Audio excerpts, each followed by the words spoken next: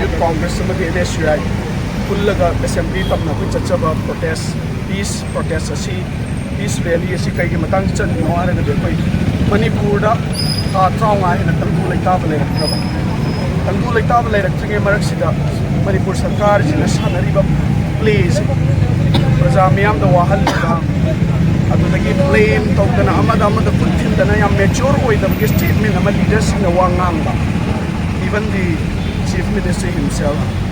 and some ministers and MLAs of the Bharatiya Janata Party masih yang live thib hausi ge ngo thatra wa hela pusida pochai gi maman ya pak nuwang ba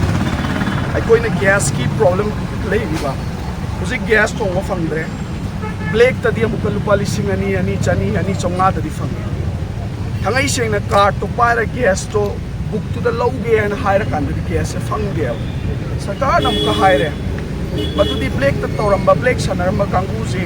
are दन दी पीगने ना मुक्ति जला Bryan खले दन दी piggy पाउस कोई तादम तो मसी media की चिल्लाओ सिंसु अदुदे सिक्योरिटी फोर्स द लेबिरी बि चिल्लाओ सिंसु मयाम केस के वाब लोय लेनरंगने ना खले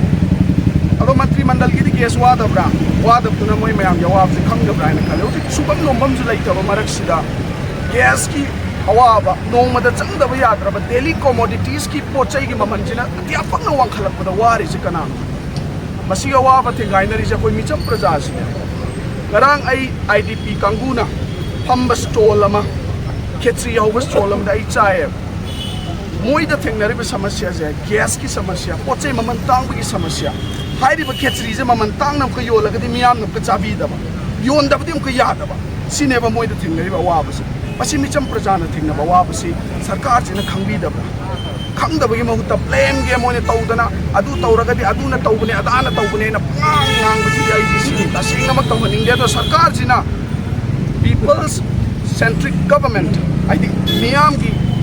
खनबा सरकार होइब तारगदि प्रजाना उसी थिंगनरेब समस्या सिदा पोचै की ममन तांगी से पाउ ताबिरंगने ने खले मसी अथुबदा सॉल्यूशन अम पिरप फॉरगाइन खले अदो फोइसिंग मसी खकी इशू द नते इशू में यामी गरांग मीडिया पर्सनल दे फिजिकल असॉल्ट तोबा सिक्योरिटी फोर्स के ऑफिसर मन अदो मदो अहकबा चैरा मपगम चो मरम दी कोई मीडिया पर्सनल ना लौरिबा मीडिया चिलाउ सिंग ना थौदांग लौबीरिबा मयाम से मसी नाथै बिरगा गुंडा की थबक चथब सिदी मसीदी सरकार असिगी जो यामना चंगो माइ थिबने ने खल अदुना अथुबा मतमदा चीनरीबा मियोय सिंग अदो दंदी पीबा at the same time marang akampa relief camps चलैबा चिल्लाउ म्याम खोइसाउनर बि चिल्लाउ म्याम अवा बि चिल्लाउ म्याम अकोई की रिहेबिलिटेशन की अल्टीमेटम पीबीयू अकोई युम हंजन हनबियू हाइबने पीस रैली मचत के हाइब मतमदा पीस रैली तो थुगायरगा नोमई कापसनदना बॉम्ब तो कापसनदना फूबीदना तौरिबा मयाम से मसीबु सरकार जे अफुब सरकार ने हाइब यारि मचिनदि अकोई सरकार जे यामना फैहेनदि हाइबा मचिनद मसाना पंगाय हाइजबने अदो Moina तौरिबा ngaranggi thawongdudi it's very very very unfortunate. They have been claiming themselves that they are the Messiah of Manipur. No, they are not the Messiah of Manipur. They are the one who is dividing Manipur. They are the one who is destroying Manipur. Manipur thugairi ba Manipur divide tori se moina ne aduga Messiah Manipur je ai lai bagi kan mani hena hai batara gadi no adu micham praja sin kai dongai di yaro ai gi yum ji muk nungai ba kari da lai ge ne ai gi yum nong yu bo isano lai kom hom bo isano ai gi yum du muk nungai ba yum je kari prithvi ge karam ba jaga da lai ga da ge ba IDP kangu duna mayum mai chakra ba mayum lai ta ba kangu duna relief camps ta nong magi cha da ba ya da ba chakho mamani pir ga lai ga madu nungai ba ne na sarkar na har ga di karam ba sarkar no mathibong pan da ba sarkar na pro do nungai ba sarkar ra do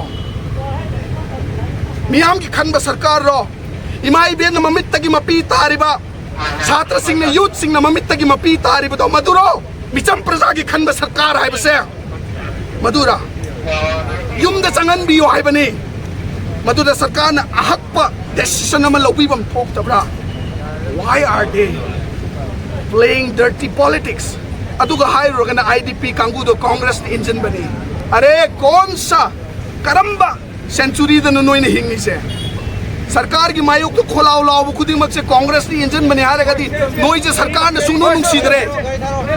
सरकार का नाम तो नुक्सीदरे मियाम ने नुक्सीदरे असीसु कांग्रेस की engine बो ओइदौरी ब्रा मधु की blame game तो इतो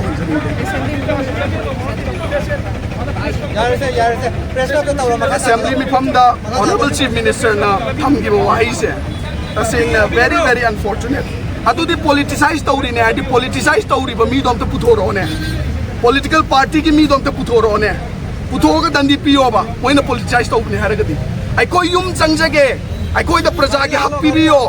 आइको इचा सिंगी माहि तमम संगदगी हौना आइको के हक पिबियो न थोरक पदु पॉलिटिसाइज तौबने कांग्रेस नि इंजन बनी नत्रगा पॉलिटिसाइज तौ पॉलिटिकल गेम्स हाना बने हारगदी यामने इमेच्योर ऑफ स्टेटमेंट नि from the chief minister of Manipur आई नाइ कम